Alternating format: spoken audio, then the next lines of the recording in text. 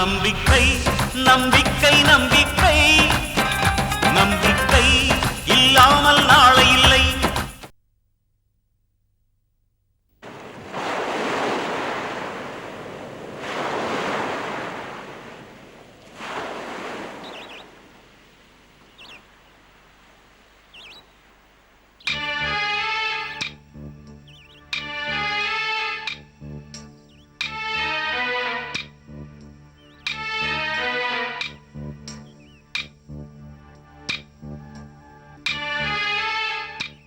Mummy, என்ன எதுக்கு ladies கிளப்ல மெம்பரா சேர்த்து விட்டீங்க? எனக்கு என்ன பேச தெரியும்?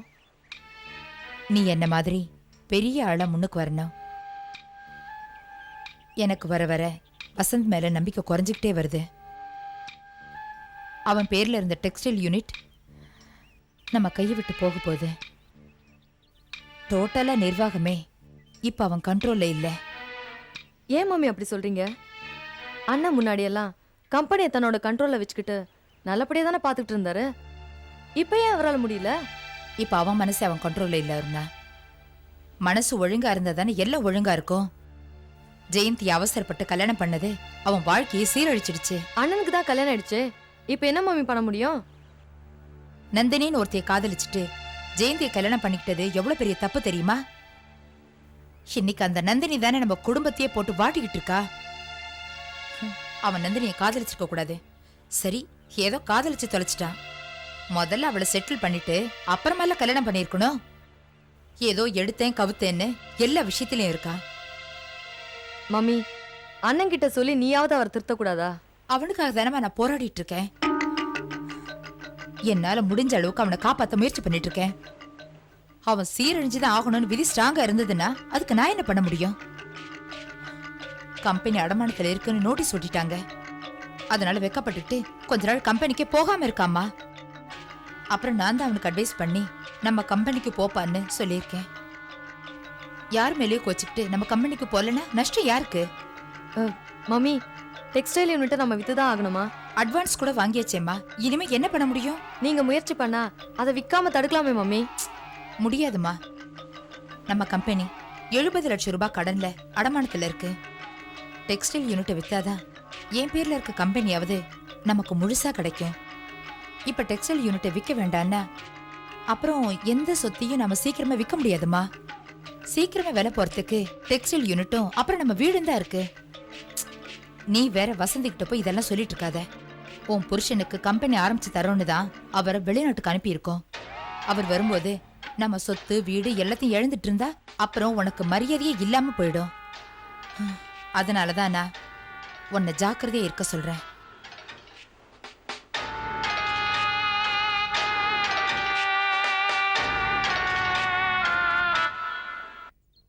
தேவி, இந்த புடவை புதுசா இருக்கே, இப்பதான் எடுத்தியா? இல்ல ஜெயந்தி, இது என்னோட அக்காது. ஊர்ல இருந்து வந்திருக்கா. நல்லா இருந்ததேன்னு எடுத்து கட்டிட்டு வந்தேன். நான் என்ன உன்ன மாதிரி பெரிய இண்டஸ்ட்ரியலிஸ்ட் மனைவியா என்ன? நீ நினைச்சா தினம் ஒரு புடவை கட்டிட்டு வரலாம். ஆனா நீயே சிம்பிளா தானே இருக்க. அப்படிலாம் ஒண்ணும் இல்ல தேவி. இப்போ எங்க வீட்டுக்காரருக்கு பிசினஸ்ல கொஞ்சம் நெருக்கடி. அவங்களுக்கு சொந்தமான ஒரு டெக்ஸ்டைல் யூனிட்டையே விற்க போறாங்கன்னா பாத்துக்கோயேன். ஏன் ஜெயந்தி, உங்க கம்பெனி நல்ல லாபத்துல தானே போயிட்டு இருந்தது.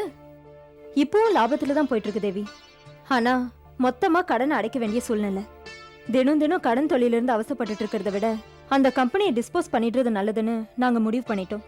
அப்படியா? ஆமா தேவி. என்ன ஒரு வார்த்தை கேட்டுட்டு தான் அவர் அந்த ஃபேக்டரியை விற்கணும்னு முடிவு பண்ணாரு. என் புருஷன் பிசினஸ்ல அனுபவம் அறிவும் உள்ளவர்.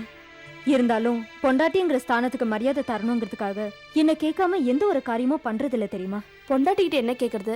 நாம எடுக்கிற முடிவுக்கு அவ ஒத்துக்கணும்னு நினைக்கிற ஆம்பளைங்களுக்கு மத்தியில உண்மையிலே உன் புருஷன் பெரிய ஆள் தான். மேடம், 1 ரூபி காயின் ஏதாவது மிஸ் பண்ணீங்களா? இல்லங்க, நான் மிஸ் பண்ணல.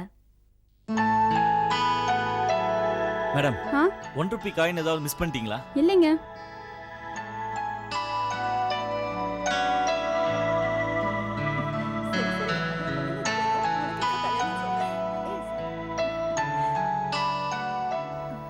தேவி மிஸ், யாராவது 1 ரூபாய் காயின் மிஸ் பண்ணிட்டாங்களா? தெரியலையே. மிஸ், நீங்க ஏதாவது மிஸ் பண்ணிட்டீங்களா? இல்லையே. யாரோ பாவம் 1 ரூபாய் காயினை தொலைச்சிட்டாங்க. யாருதுன்னு கண்டுபிடிச்சு கொடுக்கலான்னு பார்த்தா யார் விட்டானே தெரியல. ஜெயந்தி, இவர் மிஸ்டர் பூபதி. நம்ம ஸ்கூல் அக்கவுண்ட் டிபார்ட்மெண்ட்டுக்கு கிளர்க்கிக்கல் போஸ்ட்க்கு வந்திருக்காரு. ஹலோ. ஹலோ தேவி மிஸ் உங்களை பத்தி நிறைய சொல்லியிருக்காங்க. இந்த ₹1 கொடுக்கறதுக்காக ஏன் எல்லார்கிட்டயும் கேட்டு கஷ்டப்பட்டுட்டு இருக்கீங்க? ₹1 தானே? ₹1 இருக்கலாம் மிஸ், ஆனா அதுவும் உழைச்சி சம்பாதிச்ச காசு தானே. பாவம், அதை தவற விட்டவங்க மனசு எவ்வளவு கஷ்டப்படும். அது மட்டும் இல்ல, நம்ம ஸ்கூல் காம்பவுண்ட்ல எவ்வளவுதான் தொலைச்சாலும் அது திரும்பவும் நமக்கு கிடைக்குன்ற நம்பிக்கை எல்லாருக்கும் இருக்கணும் இல்லையா? பரவாயில்லையே, உங்களை மாதிரி 4 பேர் இருந்தா நாடு தன்னால திருந்திடும். அடுத்தவங்க காசு கீழே கிடக்குதுன்னு எடுத்து பாக்கெட்ல போட்டுக்காம அது உரியவங்க கிட்ட கொடுக்கணும்னு நீங்க முயற்சி பண்றீங்க.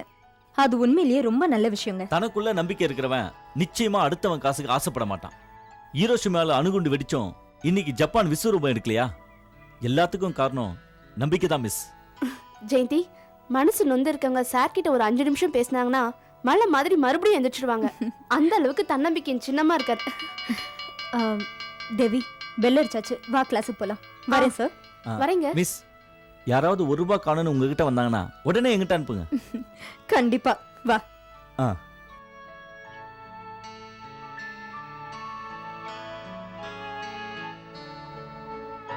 ஏண்டா, காலையிலேருந்து இந்த ₹1 காயினை வச்சுக்கிட்டு எல்லா மிஸ்ஸுகள்ட்டையும் போய் கேட்டுட்டு இருக்கியே, என்னடா இது? டேய், நான் நாணயத்தை நிரூபிக்க வேண்டாமா? அதுக்கு தான் இந்த நாணயத்தை வச்சு ஒரு நாடகத்தையே நடத்திட்டு இருக்கிறேன். ஜெயந்தி இருக்காளே, அவ இப்ப புருஷன் கூட இல்ல, அவங்க அப்பா கூட தனியா தான் இருக்கா. பாவம், சின்ன வயசு, அழகாவும் இருக்கா. உனக்கு தான் தெரியுமே, நான் எப்பவுமே சீக்கிரம் சீக்கிரம் மீனுக்கு தான் வலை வீசுவேன்னு. வேலைக்கு சேர்ந்து 3 நாள் கூட ஆகல, அதுக்குள்ள உன் வேலையை காட்ட ஆரம்பிச்சிட்டியா? டேய், இந்த விஷயத்துல நான் ரொம்ப ராசியானவன்டா. பேசியே எல்லாரையும் கவுத்துருவேன். ஜெயந்தி மிஸ்ஸ மிஸ் பண்ணவே மாட்டேன். எல்லாரும் பொரிய வச்சு எலிய தான் பிடிப்பாங்க, எனக்கு கிளிய பிடிச்சுதான் பழக்கம். இதெல்லாம் உனக்கு தெரியாதுடா. வா.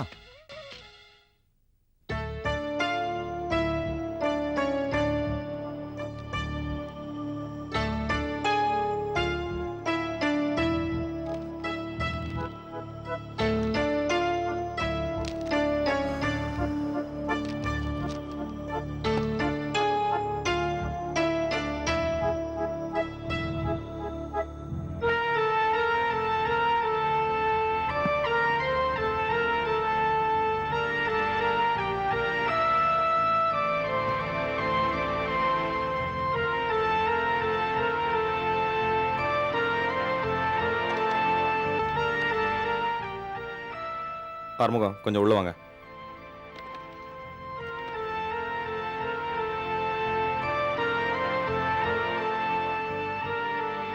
Good morning sir. வாங்க ஆறுமுகம். சார், நீங்கள் ஆஃபீஸுக்கு 3 நாளாக வராதனால கையெழுத்து போடாமல் ஃபைல்ஸ் எல்லாம் அப்படி அப்படியே தேங்கி கிடக்குது. கையெழுத்து போடுறீங்களா சார்? அதை அப்படி வைங்க ஆறுமுகம், கையெழுத்தெல்லாம் அப்புறம் போட்டுக்கிறேன். ஏன் ஆறுமுகம், நம்ம கம்பெனி கடனில் இருக்குன்னு நோட்டீஸ் ஒட்டி இருந்துச்சே, அந்த நோட்டீஸ் இன்னும் ஒட்டியிருக்கா? ஆமாம் சார். நீங்கள் வரும்போது அதை பார்க்கலையா சார்? இல்லை ஆறுமுகம், அந்த பக்கமே நான் பார்க்கல. நீங்கள் பார்க்காம வர்றீங்க, ஆனால் லேபர்ஸ் அத்தனை பேரும் அதையே திரும்ப திரும்ப பார்க்குறாங்க, படிக்கிறாங்க. எழுத படிக்க தெரியாதவங்க தான் அதையே நின்று வேடிக்கை பார்க்குறாங்க சார். எனக்கு ரொம்ப வேதனையாக இருக்குது சார். என்ன பண்ணுறது ஆறுமுகம், நம்ம நேரம் அப்படி இருக்கு. நம்ம டெக்ஸ்டைல் மில் சேலுக்கு இருக்கு, தெரியும்ல? தெரியும் சார். அதுக்கான பேப்பர்ஸ் எல்லாம் ரெடி பண்ணணும். பண்ணிடலாம் சார். அப்புறம் இன்னொரு முக்கியமான விஷயம், இந்த மில்லோட இன்சூரன்ஸ் இன்னும் 10 நாளில் முடியுது. அதுக்குள்ளே அதை ரினியூ பண்ணணும். அப்போ தான் எல்லாம் முறைப்படி செல்லுபடி ஆகும். அதை மறந்துடாதீங்க, எனக்கு ஞாபகப்படுத்துங்க. Right sir. ஆறுமுகம் சார், நம்ம கம்பெனி சீக்ரெட்ஸ் எல்லாம் வெளில போகாமல் பார்த்துக்கணும். நமக்கிட்டேயே சில கருப்பாடுகள்லாம் இருக்கலாம். அதை பற்றி நீங்கள் கவலைப்படாதீங்க சார், அதை நான் பார்த்துக்கிறேன். இந்த ஆஃபீஸை விட்டு எனக்கு தெரியாமல் எதுவுமே வெளியே போகாது சார். வரேன் சார்.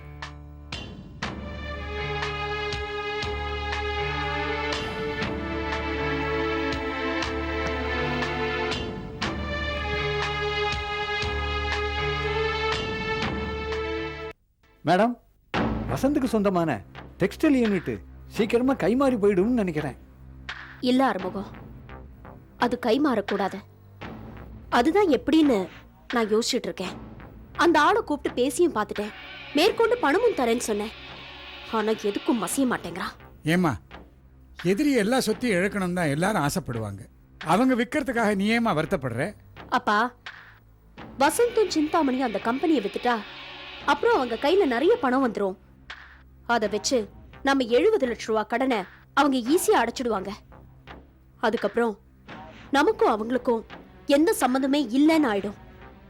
அது நடக்க கூடாதுப்பா. அது மட்டும் இல்ல, அந்த சிந்தாமணியோட கம்பெனி என் கைக்கு வரணும். அவங்க கடனை அடைக்க முடியாம போனா அந்த சிந்தாமணியோட கம்பெனியும் என் கைக்கு வந்துரும், சிந்தாமணியோட கௌரவமும் என் காலுக்கு வந்துரும். ஏற்கனவே வட்டி கணக்கு ஏறிக்கிட்டே இருக்கு. அந்த சிந்தாமணியோட ஸ்டேட்டஸ் குறைஞ்சுக்கிட்டே இருக்கு.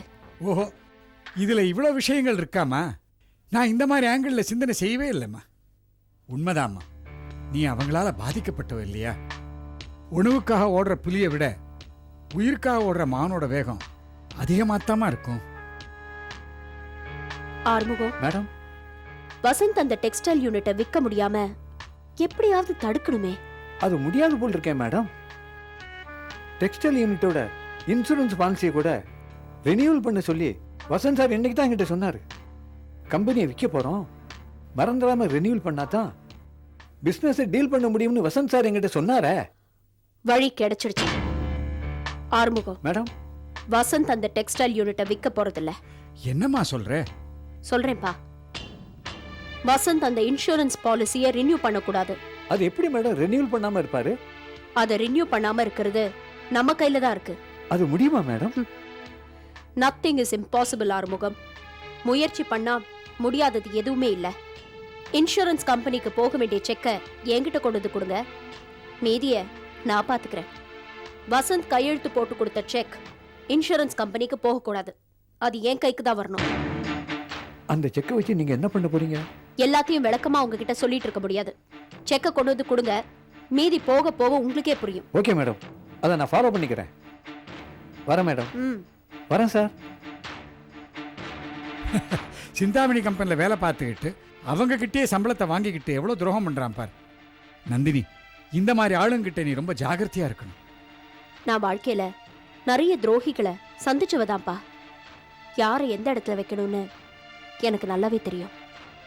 சிந்தாமணி எல்லாருக்குமே துரோகத்தை பண்ணா, அதனால அந்த பாவத்தை அனுபவிக்க இப்ப தயாரா நிக்கிறா. ஒரு காலத்துல எனக்கே பெரிய துரோகத்தை பண்ணவுதானே அந்த சிந்தாமணி.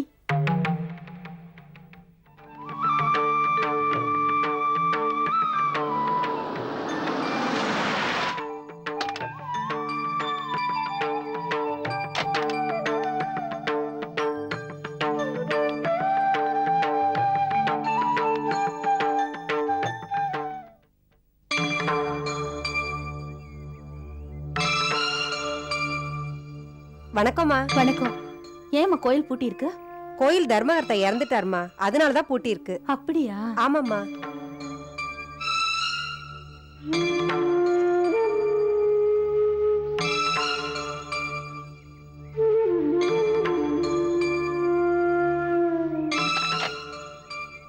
வாங்க, அம்மன் கோயில்ல போய் அர்ச்சனை பண்ணிட்டு வீட்டுக்கு போலாம்.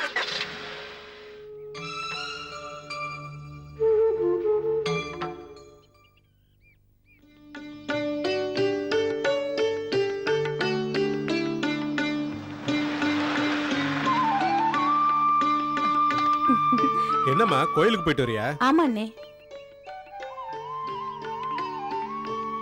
ஓடியா ஓடியா ஓடியா ஓடியா. ஆமா, இந்த நேரத்துக்கு நீங்க இங்க இருக்கீங்க? அவர் அப்பவே ஆபீஸ் போயிட்டாரே. இன்னும் ஆபீஸ்க்கு வரலையேம்மா. அப்படியா? நான் கோயிலுக்கு கிளம்போதே அவர் ஆபீஸ் கிளம்பினாரே. சரி வாங்க, நான் உள்ள போலாம். என்ன வேணும் உனக்கு? என்னம்மா இன்னைக்கு இவ்வளவு சீக்கிரம் கோயிலுக்கு போயிட்டு வந்திருக்க? ஏதாவது விசேஷமா? இன்னைக்கு எங்க கல்யாண நாள் அண்ணே, அதனாலதான் கோயிலுக்கு போயிட்டு அர்ச்சனை பண்ணிட்டு வரேன். அட அப்படியா? ம். தெரிஞ்சிருந்தா ஏதாவது வாங்கிட்டு வந்திருப்பேன். உங்க கல்யாணம் நல்லதுமா வெறுங்கையை வீசிட்டு வந்திருக்கேன். அதனால்தான் அண்ணே, நான் உங்ககிட்ட முதல்லயே சொல்லல. நாங்க நல்லா இருக்கணும்னு நினைக்கிறவங்க நீங்க. நீங்க மனசார வாழ்த்துனீங்கன்னா அதுவே எங்களுக்கு போதும். இதை விட பெரிய பரிசு வேற இருக்கவே முடியாது. அம்மா, ஆ, ஐயா இன்னும் ஆபீஸ்க்கு போலையா? அது அவர் இன்னும் ஆபீஸ் போலையான்னு கேட்டா ஏன் இப்படி சும்மா நிக்கிறீங்க? போகலம்மா. அப்படியா? எங்க இருக்காரு? உள்ள இருக்காருமா. அண்ணா வாங்க, உள்ளதான் இருக்காரு.